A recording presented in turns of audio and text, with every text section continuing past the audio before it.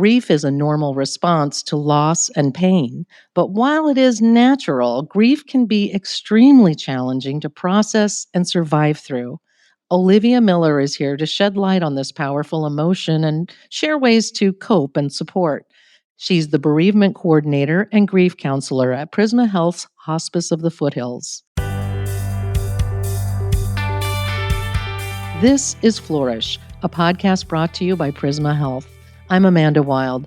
Olivia, welcome. Thank you so much for being here. Amanda, thank you so much for having me. Olivia, this is not an easy question, but in your experience, what would you say is the true meaning of grief? What is it? So we really feel that grief is the internal experience of deep sorrow in response to a loss. So really what we're feeling, like anxiety, loneliness, pain, those types of things. And there's all shapes and sizes of grief. I think it's interesting that it is a thing, but it is also an action. In other words, it's a thing that sits in you like a heavy lump, but it is also a process that you go through. Can you talk about different types of grief?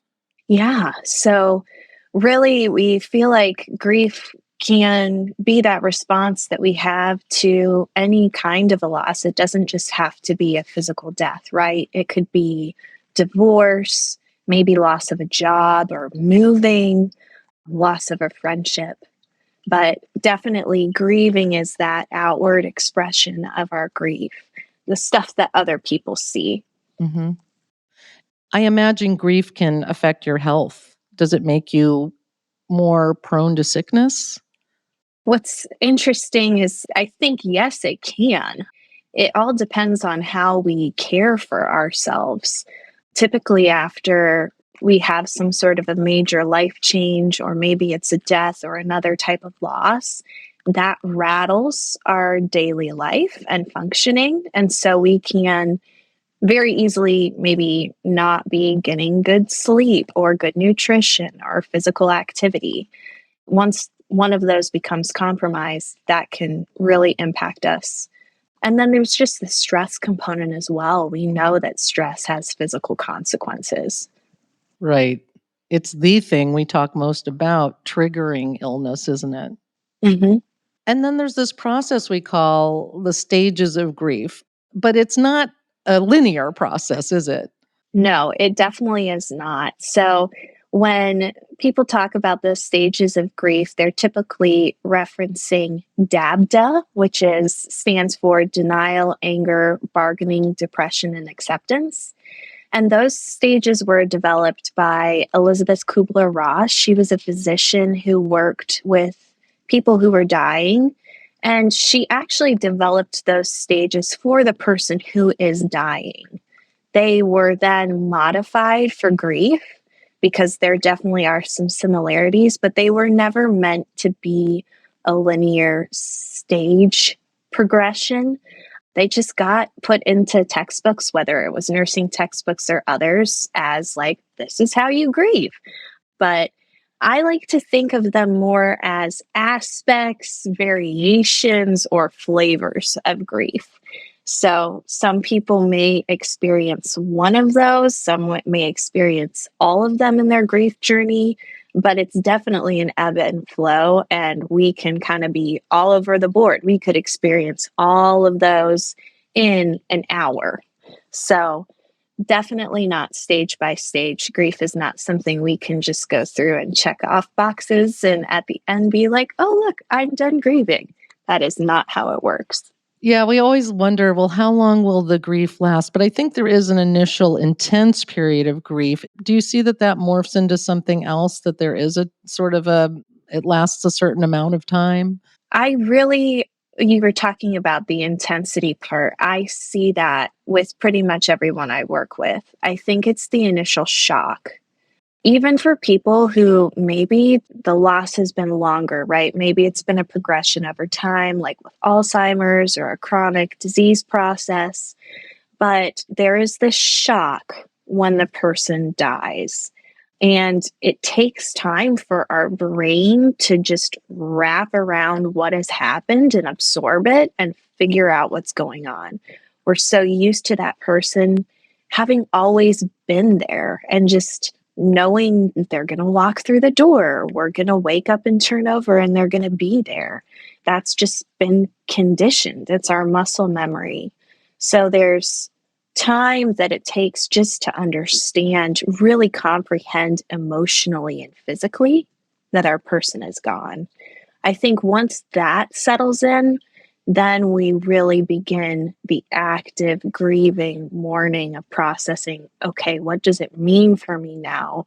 What does my world mean now to not have this person here physically anymore? So even though we have heard you can grieve for a person in a chronic illness situation or other situations where something is terminal, we know death is coming. And so we hear, yeah, people grieve while that person is still alive. But does that really help at all with the stage you're talking about, the adjustment? It can and it can't. It depends, I think, on how actively the person is involved in the pre grieving. We call that anticipatory grief. So, if people are really engaging with that process, that can definitely help in the initial time after a loss. It can help with the initial shock. But there are a lot of people who won't even confront that, who maybe there is this chronic disease process, but they are just in denial that it's happening, or maybe are always holding out that their person is going to be healed. So it can be helpful. I have a lot of clients that I work with who say have lost a loved one due to Alzheimer's or dementia. I had a woman just last week who shared with me, I'm grieving twice. I grieved them as I was losing them, as they were losing their cognition. And now I'm grieving them now that they're no longer here. It's such a heavy loss. That's why people like you are so very important. Can you talk about some strategies for living with grief? Is there a right way to grieve? Well, I tell people is there's really no right or no wrong way. The caveat to that, of course, is if the person grieving is harming themselves in some way or harming somebody else. That's always yes, that's the wrong way to grieve. But as far as a right way, I mean, we have to go through it. We really have to just go through it. Things and strategies that we've found helpful. There's research on this idea of a continuing bond. So, finding some way to stay connected to your loved one. There's this fabulous book that was recently published called The Grieving Brain, written by a neuroscientist and clinical psychologist named Mary Frances O'Connor. And she goes into continuing bonds and talks about continuing that emotional and spiritual connection with your loved one.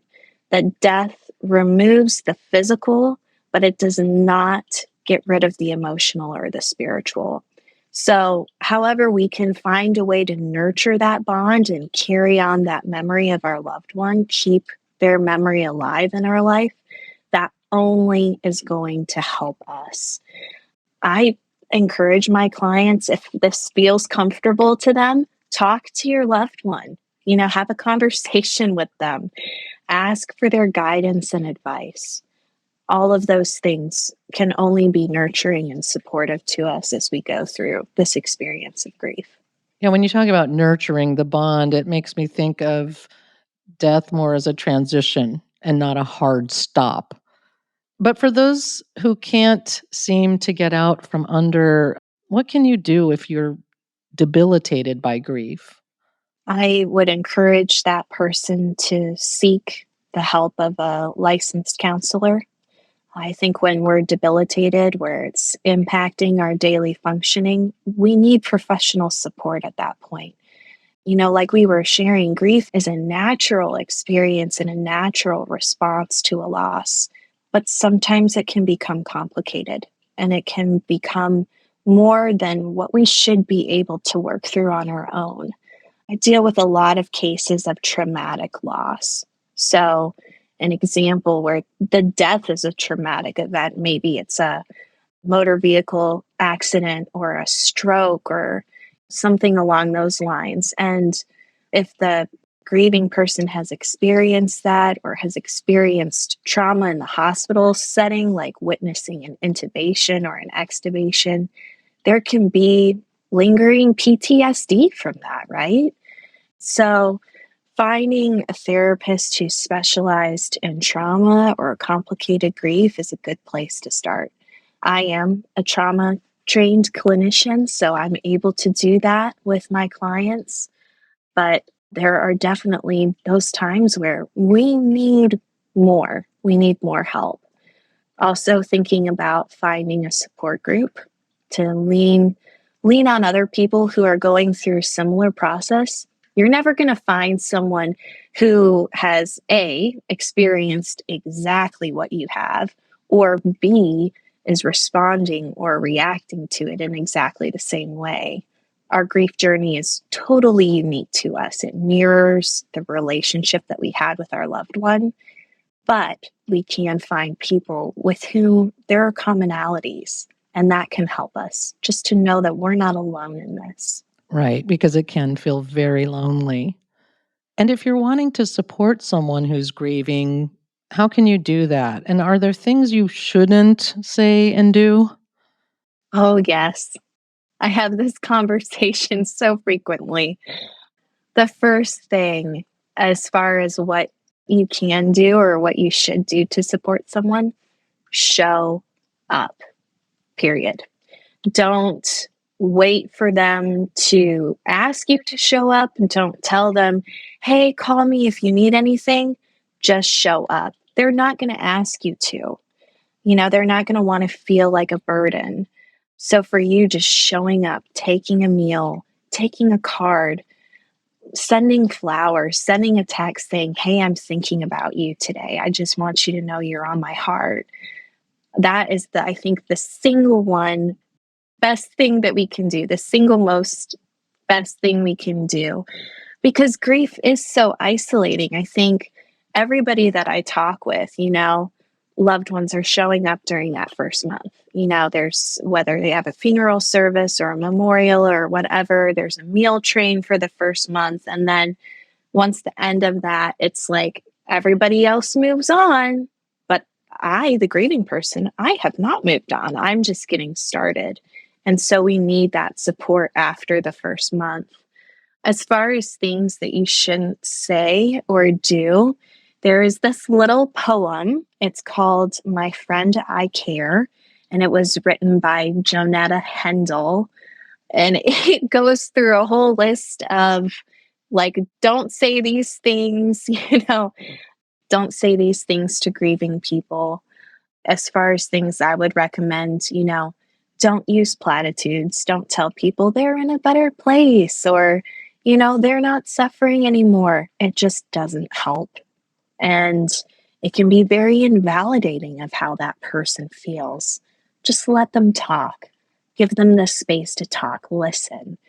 Usually the best thing that we can do is just to be there, be comfortable sitting with silence. We don't need to lessen somebody else's pain just so that we feel more comfortable. So we really have to watch that because it's so automatic. Just like saying, call me if you need anything is so automatic. Do you have any advice for specifically helping children through grief so that they don't internalize that trauma in a way that is destructive? Yeah, my number one tip would be to, if possible, try to prepare them as much beforehand, if that's possible. Sometimes it's not, right? But as a caregiver, whether you're a parent, grandparent, whoever's caring for the child, having conversations about death and dying, using really concrete terms, using the words death and dying, not talking about passing away or going to sleep or going to a better place. Kiddos need those concrete terms to really understand. They're very literal. Also, if the death has already happened, including them in the funeral or service planning process, giving them a part to play. Maybe it's just making a poster board with pictures, but giving them some sort of role and involving them in that ritual. Also, coming up with a good plan for them to return to school, making sure that the school knows that there has been a loss in the family. Maybe even identifying a safe person, whether it's a teacher or someone that they trust at school that they can go to if they're having an emotional time or what we call like a grief burst. They have a safe person to do that with, and the school knows what's going on so that they can help. Also, doing just meaningful activities with them. Anything involving art usually is a great way for kiddos to process some of their emotions and what they may be feeling.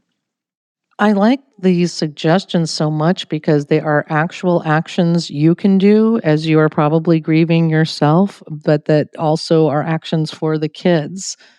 And so we always feel so helpless in these times, and it feels better if you can do something. And these are real actions you can do. You are the only bereavement coordinator and grief counselor at Prisma Health's Hospice of the Foothills. I just want to get a sense of what that means. What does your caseload look like? We have approximately 1,600 people die on our hospice service in the upstate every year. That number can fluctuate, but for each one of those patients, we identify a bereaved or a loved one to follow to give support to. Sometimes it ends up being multiple family members, but typically I have about 1,600 people that I'm following on a daily basis. And I offer support to families for an entire year after the loss. That can be individual counseling, it could be a support group, phone calls.